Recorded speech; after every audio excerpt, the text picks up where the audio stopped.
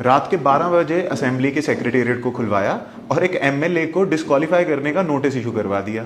तो अब क्वेश्चन ये है कि क्या ये कर सकता है असेंबली का सेक्रेटेरिएट या नहीं। तो देखिए हुआ क्या, मध्य प्रदेश में एक एमएलए हैं, उनको एक कोर्ट ने 3 साल की सजा सुना दी। तो वो कन्विक्ट हो गए 3 साल के लिए एक बैंक फ्रॉड के केस के अंदर, और रात को ही उन्हें डिस्क्वालिफिकेशन का नोटिस आ गया कि अब आप एमएलए नहीं रहे हो।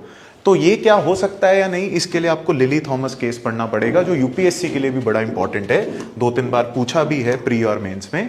तो देखिए क्या है, representation of peoples act India में जो एमएलएस की या एमपीस की डिस्क्वालिफिकेशन देखता है, उसमें एक सेक्शन 8 क्लॉज 3 है जो ये कहता है कि अगर किसी सिटिंग एमपी और एमएलए को 2 साल से ज्यादा सजा हो जाए तो उसको डिस्क्वालीफाई कर दिया जाएगा हाउस से, जितने साल की उसे सजा हुई है प्लस 6 साल और। तो लेट्स से किसी को 5 साल की सजा हुई है तो 5 साल के तो वो डिस्क्वालीफाई है ही, प्लस 6 इयर्स, तो वो 11 साल के लिए डिस्क्वालीफाई हो जाएगा। अब एक सेक्शन 8 क्लॉज 4 भी था, ये है इंपॉर्टेंट।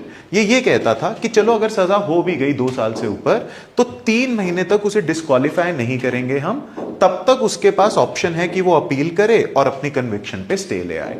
तो एक 3 महीने का बफर पीरियड दिया जाता था। अगर किसी एमपी एमएलए को सजा भी हो जाती थी 2 साल से ज्यादा तो उसे इमीडिएटली डिस्क्वालीफाई नहीं किया जाता था। ये सेक्शन उसे एक्सेप्शन देता था, एग्जेम्पशन देता था।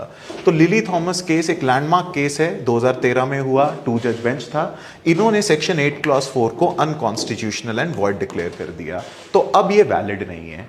इसका मतलब आज अगर किसी एमपी एमएलए को 2 साल या उससे ज्यादा की सजा होती है तो उसको इमीडिएटली डिस्क्वालीफाई किया जाएगा उसके मेंबरशिप से।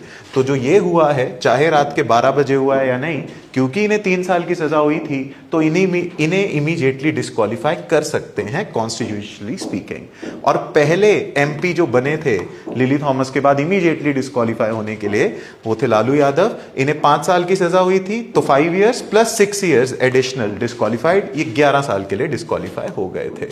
So you should know this case for your UPSC exam. Thank you, all the best.